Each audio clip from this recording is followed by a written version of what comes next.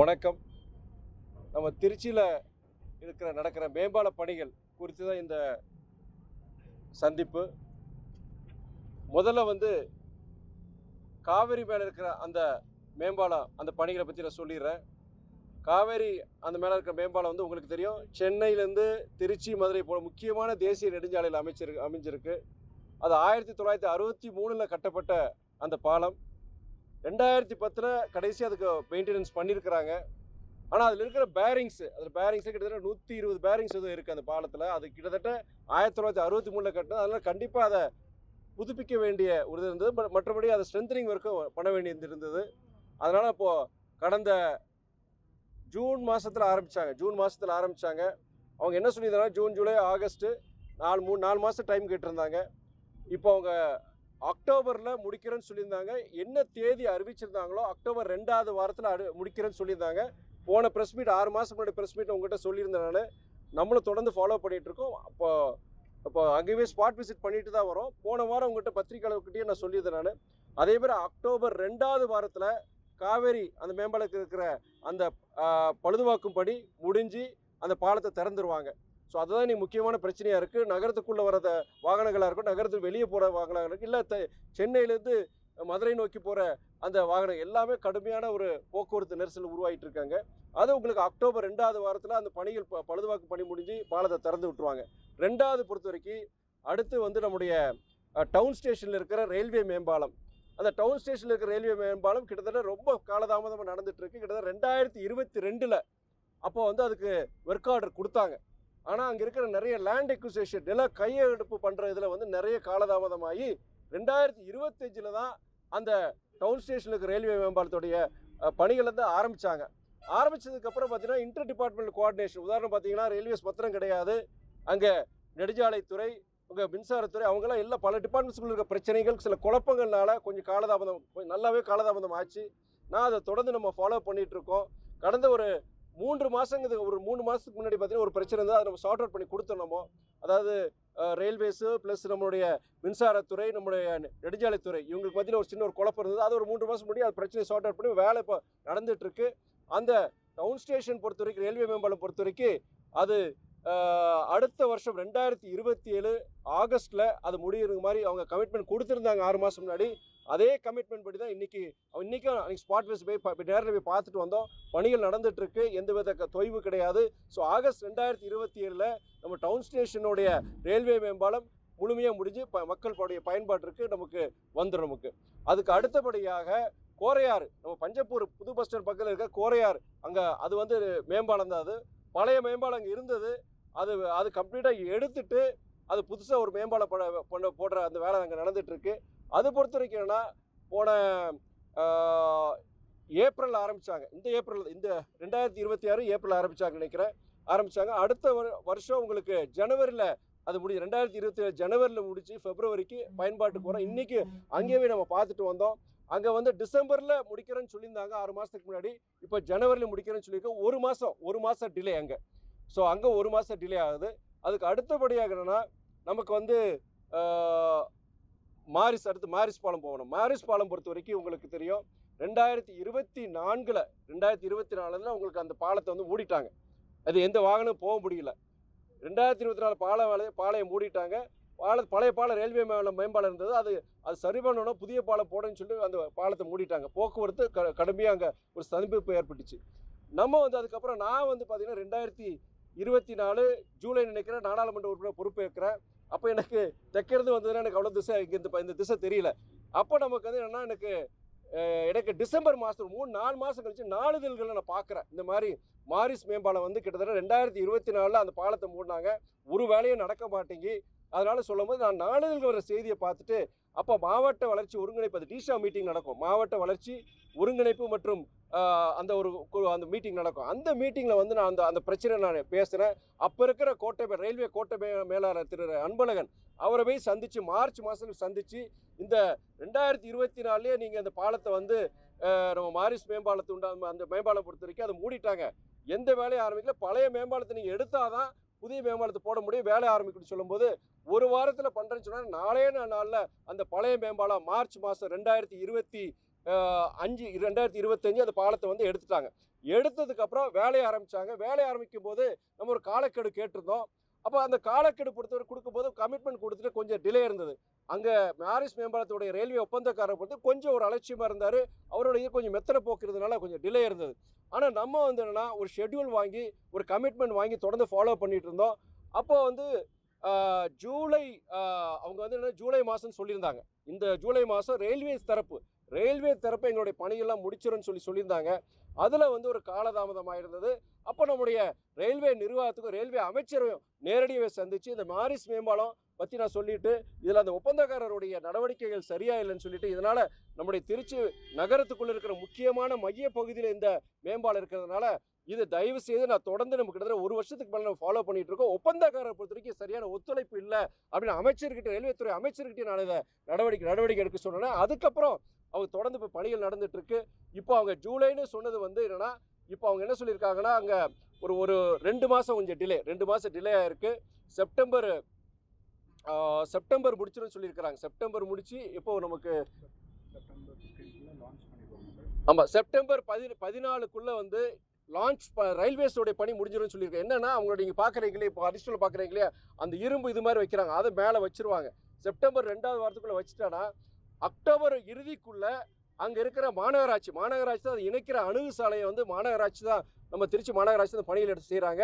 அவங்க இப்போ சைமல்டேனியஸாக அவங்களும் அந்த வேலைகள் பண்ணிட்டு இருக்காங்க, மாரிஸ் பாலத்தில் பண்ணிட்டு இருக்கிறாங்க. ஸோ அந்த ரயில்வே சம்பந்தமாக அந்த செப்டம்பர் 2வது வாரத்தில் இந்த பணியை முடிச்சிட்டானா அக்டோபர் இறுதிக்குள்ளே மொத்த ரயில்வே பணியும் சரி அங்கே மாநகராட்சியுடைய அந்த அணுகு சாலை அதையும் இணைக்கிறதையும் முடிச்சிட்டானா நவம்பர் இதில் உங்களுக்கு முதல் வாரத்திலே மக்கள் பயன்பாட்டிற்கு மாரிஸ் ரயில்வே மேம்பாலம் வந்துருங்கிறது இந்த நேரத்தில் சொல்லிடுறேன். அதுக்கப்புறம் இங்கே கடைசியாக நம்ம அரிஸ்டோ மேம்பாலம் இப்போ அங்கே தான் நம்ம நின்றுட்டு இருக்கிறோம். நம்ம அரிஸ்டோ மேம்பாலம் பார்க்கலாம். நீங்கள் இது பொறுத்த வரைக்கும் நம்ம 2024 மார்ச் மாதத்தில் இந்த வேலையை ஆரம்பித்தாங்க. காலதாமதம் இருக்க தான் செஞ்சது. கமிட்மெண்ட் படி என்ன சொல்லியிருந்தாங்கன்னா நம்ம அரிஸ்டோ பொறுத்த வரைக்கும் அவங்க ரயில்வே சம்மந்தமாக ஆகஸ்ட்டுக்குள்ளே நாங்கள் முடிச்சிருவோம். நாங்கள் அதுலேருந்து 4 மாதத்தில் ஹைவேஸ் நம்ம நெடுஞ்சாலைத்துறை நாங்கள் அந்த இணைக்கிற அந்த இப்போ மேலே பார்க்குறீங்களா ரயில்வே மேம்பாலம் அது 2 பக்கமும் இணைக்கிற அந்த அணுகு சாலையை வந்து அவங்க நெடுஞ்சாலைத்துறை வந்து 4 மாதத்தில் முடிச்சிருன்னு சொல்லியிருக்கிறாங்க. அரிஸ்டோ பொறுத்த வரைக்கும் 6 மாதத்துக்கு முன்னாடி என்ன கமிட்மெண்ட் கொடுத்தாங்களோ அந்த கமிட்மெண்ட்டில் எந்த மாறுதல் கிடையாது.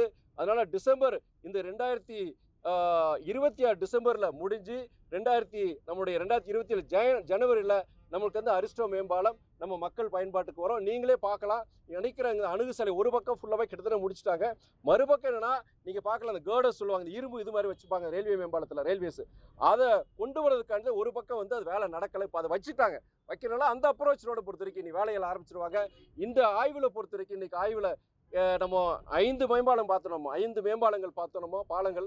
அதில் வந்து ரயில்வே துறை அதிகாரிகள், நெடுஞ்சாலைத்துறை அதிகாரிகள், மாநகராட்சியை சார்ந்த அதிகாரிகள் எல்லாரும் வச்சுட்டு தான் நம்ம இந்த ஸ்பாட் விசிட்டை பண்ணியிருக்கிறோம். போன வாரமும் நம்ம அதிகாரிகள் அலுவலகத்துக்கு வர சொல்லி அவங்க சென்ற முறை என்ன கமிட்மெண்ட் கொடுத்தாங்க. இப்போ மாதம் கிடையாது, எவ்ரி வீக் எல்லா வாரமும் நாங்கள் ஃபாலோ பண்ணுறோம். என்னுடைய அலுவலகத்தில் ஒரு போர்டில் ஒயிட் போர்டிங்க, நீங்கள் பத்திரிக்கையாளர் யாராவது அலுவலகத்துக்கு வந்திருந்தீங்கன்னா என் மேஜைக்கு பக்கத்தில் ஒரு ஒயிட் போர்டில் ஒவ்வொரு பாலமும் என்னென்ன ஸ்டேட்டஸில் இருக்குது, என்ன கமிட்மெண்ட் கொடுத்தாங்க, ஏதாவது ஒரு டிலே இருக்கா. முன்னாடி எப்படின்னா 3 மாதத்துக்கு பண்ணிகிட்டு இருந்தோம், அது 1 மாதம் ஆக்கணும். அப்போது வாரம் நாங்கள் ஃபாலோ பண்ணிகிட்டு இருக்கிறோம். 6 மாதம் முன்னாடி கொடுத்த கமிட்மெண்ட்டில் நமக்கு 2 பாலத்தில் இல்லை. ஒன்று கோரையாறு டிசம்பரில் சொன்னாங்க, இந்த வருஷம் 2020 டிசம்பர் சொன்னாங்க, அது இப்போ ஜனவரி ஆக்கியிருக்கிறாங்க. 1 மாதம் டிலே. மார்ச் பொறுத்த வரைக்கும் அதில் ஒரு 1.5 மாதம் டிலே. முன்னாடி எப்படின்னா நமக்கு முன்னாடி வந்து நம்ம சொல்லியிருந்தோம் செப்டம்பர் சொல்லியிருந்தோம், அக்டோபரில் முடியும் நம்ம சொல்லியிருக்கோம். நம்ம மார்ச் பொறுத்த வரைக்கும் அங்கேயே ஒரு மாதம் 1.5 மாதம் டிலே. மற்றபடி மற்ற பாலங்கள்லாம் 6 மாதம் முன்னாடி என்ன இலக்கு வச்சுருந்தோமோ அந்த இலக்கையை நோக்கி போயிட்டு இருக்கு. முடிஞ்ச வரைக்கும் நம்ம பண்ணிட்டு இருக்கோம். அந்த காவேரி மேலே இருக்கிற அந்த மேம்பால பணிகள், பழுதுபார்க்குற பணிகள் அது எல்லாம் சிறப்பாக போயிட்டு இருக்கு. 3 ஷிஃப்ட் இரவும் பகலும் வேலை நடந்துட்டு இருக்கு.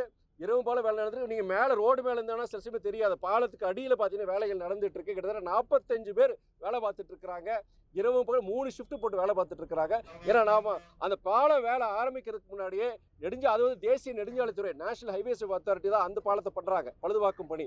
அவங்க வந்து என்னன்னா நான் முதலே சொல்லிட்டேன், ஏற்கனவே திருச்சி ஊருக்குள்ள பல கிட்டத்தட்ட 4 மேம்பால பணிகள் நடந்துட்டு இருக்கிறனால ஏற்கனவே ஸ்தம்பிப்பு இருக்குது. இதில் பெரும் பிரச்சனையாக வரும்னு சொல்லிட்டு இப்போ பிரச்சனையாக இருக்குது. கிட்டத்தட்ட 2 மணி நேரம் சில சமயம் டிராஃபிக் ஜாம் ஆயிடுது. காவல்துறை அதிகாரிகள் முடிஞ்ச வரைக்கும் காவல்துறை அதிகாரிகளும் மாவட்ட நிர்வாகம் இதற்கு வந்து ஒத்துழைப்பு கொடுத்துட்டு இருக்கிறாங்க.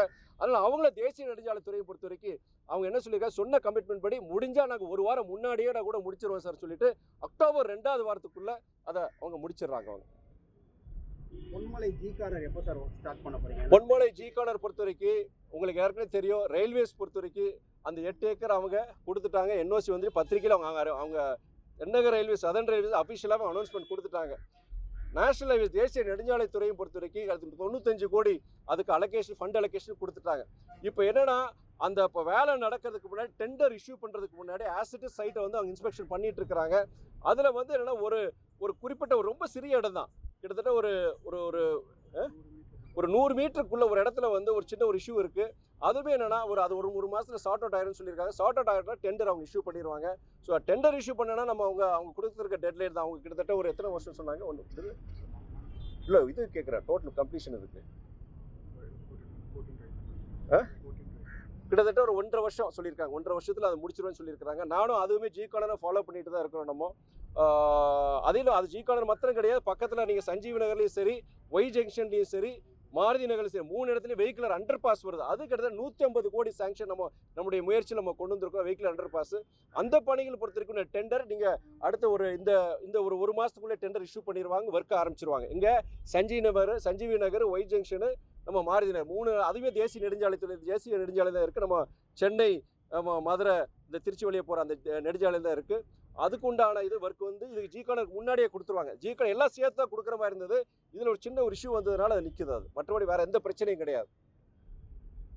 வேறு ஏதாவது கேள்வி? பாலம் கட்டுறதுக்கே இவ்வளோ பிரச்சனைகள் ஆகுது. 2 வருஷம் 3 வருஷம் ஆகுது. பரந்தூரில் 95% கம்ப்ளீட் ஆனதுக்கப்புறம் விமான நிலையத்தை சேஞ்ச் பண்ணுறாங்க. அதை வந்து என்ன நினைக்கிறீங்க? நீங்கள் பாலம் கட்டுறதுக்கு 2 வருஷம் 3 வருஷம் இல்லை, நம்ம தமிழ்நாடு இந்தியாவில் எடுத்தீங்கன்னா 10 வருஷம் ஆகுது. தப்பாக சொல்கிறீங்க நீங்கள். 2 வருஷம் 3 வருஷம் கிடையாது. இங்கே நம்ம திருச்சியில் இருக்கிற சில பாலங்களே பார்த்துருக்கோம், 10 வருஷம் ஆயிருக்கு. இதில் என்னென்னா நான் பொறுப்பே 2024 பொறுப்பேற்றேன் நான். அப்போ எனக்கு வந்து ஒரு 3 மாதம் பிறகு தான் எனக்கே தெரியும் எங்கெங்கே பால பிரச்சனை. உங்களை மாதிரி ஊடகங்கள், நீங்கள் ஊடகவியாளர்கள் கேள்வி கேட்கும்போது, பத்திரிக்கையாளர் செய்திகள் பார்க்கும்போது அதை வச்சு நான் தெரிஞ்சுட்டு பண்ணுறேன். ஒவ்வொரு இடத்துலையும் கோஆர்டினேட் பண்ண வேண்டியது. கோஆர்டினேஷன் பெரிய இஷ்யூ. இவங்களை கேட்டால் அவங்கள சொல்லுவாங்க, அவங்கள கேட்டால் இவங்கள சொல்லுவாங்க. உதாரணம், டவுன் ஸ்டேஷன் நம்முடைய ரயில்வே மேம்பாலத்தில் அது என்ன பிரச்சனை, 2022லேயே ஒர்க் ஆர்டர் கொடுத்துட்டாங்க. ஆனால் வேலை எப்போ ஆரம்பித்தாங்க? 2025, கிட்டத்தட்ட 2.5 வருஷம் டிலே. அது மேலே நில கையகப்படுத்துறது அது ஒத்துக்கிறேன் நான். அதுக்கப்புறம் இந்த வருஷம் என்னன்னா 3 மாதம் எந்த வேலையும் நடக்கல. காரணம் என்னன்னு பார்த்தீங்கன்னா, ஒரு எலக்ட்ரிசிட்டி கேபிள் போகுது.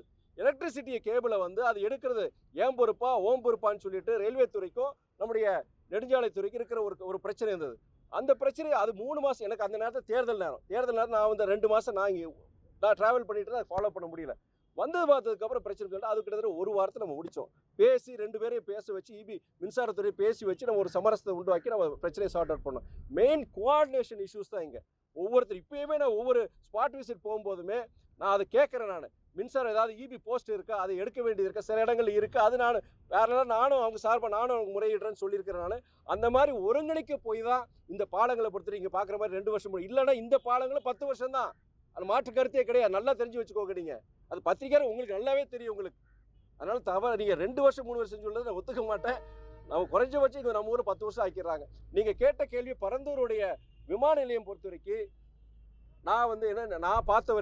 நான் பார்த்த வரைக்கும் இன்றைக்கி நம்ம தமிழ்நாடு, குறிப்பாக நம்முடைய சென்னை விமான நிலையம் வந்து பார்த்திங்கன்னா ரொம்ப பின்னோக்கி, நம்ம ரொம்ப பின்தங்கி இருக்கிறோம். நம்ம அந்த கருத்தை சொல்லி தான் ஆகணும். ஏன்னா ஒரு காலத்தில் 10-15 வருஷத்துக்கு முன்னாடி அமெரிக்காவுக்கும் யூரோப்புக்கும் ஃப்ளைட்டை பிடிக்க போனோன்னா நம்ம ஆந்திராக்காரங்களும் சரி, கர்நாடகாக்காரங்களும் சரி, அங்கே பெங்களூர்லேருந்து ஹைதராபாத்லேருந்து நம்ம சென்னைக்கு வந்து தான் ஃப்ளைட் ஏறி போகிறாங்க. அது 15 வருஷத்துக்கு முன்னாடி. ஆனால் இன்றைக்கி என்னென்னா நிலைமை மாறி நம்ம பெங்களூர் ஏர்போர்ட்டுக்கும் ஹைதராபாத் ஏர்போர்ட்டுக்கும் போக வேண்டிய ஒரு சூழ்நிலை. அதுக்கு காரணம் கடந்த கால அரசாங்கம்லாம் சொல்லுவேன் நான். வேறு யார் இதற்கு குற்றம் சொல்ல முடியும்? ஆனால் இப்போ ஒரு கருத்து வருது, பரந்தூரில் வந்து சொல்லி பண்ணியாச்சு, 5000 ஏக்கர் மேலே அவங்க அக்வேர் பண்ணிட்டு 5000 ஏக்கர் முழுசாலாம் அக்வேர் பண்ணல, 90 கூட கிடையாதுங்க, 70-80% பண்ணியிருக்கிறாங்க. அதில் பல சிக்கல் வர பிரச்சனைகள் இருக்குது. அதில் என்னென்னா அந்த இடத்துல இருக்க விவசாய நிலங்கள் இருக்குது, ஏரி, கிட்டத்தட்ட 13 ஏரிகள் இருக்குது. 13 ஏரிகள் அது நிறைய விவசாயம் கிட்டத்தட்ட நூற்றுக்கணக்கான விவசாய ஆயிரக்கணக்கான நூற்றுக்கணக்குன்னு சொல்லலாம், நூற்றுக்கணக்கான விவசாய நிலங்கள் இருக்குது. அங்கே இருக்கிற ஒரு கணிசமான ஒரு மக்கள் வந்து அதை எதிர்க்கிறாங்க. இப்போ அவங்களை எதிர்ப்பை மீறி அங்கே போடக்கூடாதான் நம்முடைய முதலமைச்சர் ஒரு முடிவு எடுத்திருக்கிறார். ஆனால் கடந்த கால ஆட்சியாக இருக்கட்டும், கடந்த கால ஆட்சியை பொறுத்த வரைக்கும் இந்த கடந்த 15 வருஷத்துக்கு முன்னாடியே நமக்கு வந்து நம்ம சென்னைக்கு அருகில் ஒரு நல்ல ஒரு இடத்துல இது மாதிரி 5000 ஏக்கர்லாம் அங்கே பண்ணியிருக்கலாம். ஹைதராபாத் ஏர்போர்ட்டெல்லாம் எப்போ கொண்டு வந்தது? கிட்டத்தட்ட 15 வருஷம் இருக்குமா? 15 வருஷம் மேலே ஆயிடுச்சு. பெங்களூர் ஏர்போர்ட் அதே மாதிரி தான். அதில் நமக்கு ஒரு காலதாமதம், பின்னடைவு. அதுக்காண்டி போய் அதை போய் நம்முடைய புதிய அரசு மேலே பழி சொல்கிறது இது இல்லை. அதையும் கடந்த கால ஆட்சியாளர் மாதிரி தான் சொல்லுவோம் நம்ம. அது தாமதமாக கொண்டு வந்திருக்காங்க. அதுவும் சரி, தப்பான இடத்துல அந்த இது ப்ரொபோசலை கொண்டு வந்திருக்கிறாங்க. ஆனால் அவசியம் சென்னைக்கு பக்கத்தில் ஒரு எந்தவித காலதாமதம் இல்லாமல் நம்முடைய தமிழக அரசாங்கம், குறிப்பாக நம்முடைய தமிழக முதலமைச்சர் அவர்கள் எந்தவித காலதாமதம் விரைவில் இந்த குறைஞ்சபட்சம் இந்த 5000 ஏக்கர் இருந்தால் தான் அடுத்த ஒரு 50 வருஷம் 60 வருஷத்துக்கு ஒரு தாக்கு பிடிக்கிற மாதிரி ஒரு விமான நிலையத்தை கொண்டு வர முடியும். பெங்களூருக்கு நிகராக, ஹைதராபாத்துக்கு நிகராக ஒரு மிகப்பெரிய ஒரு நல்ல ஒரு மாடர்ன் ஏர்போர்ட் வந்து கொண்டு வர வேண்டிய காலத்தின் அவசியம். இல்லை நம்ம பொருளாதாரத்தில் சரி நம்ம ரொம்ப ஏற்கனவே பிரச்சனை இருக்குது. நம்ம இங்கேருந்து ஃப்ளைட்டே வரமாட்டேங்க. இன்றைக்கி நம்ம எல்லாமே பெங்களூருக்கும் அவங்க ஹைதராபாத்துக்கு தான் போயிட்டுருக்கோம். நம்ம வேறு ஏதாவது கொஸ்டின்ஸ்?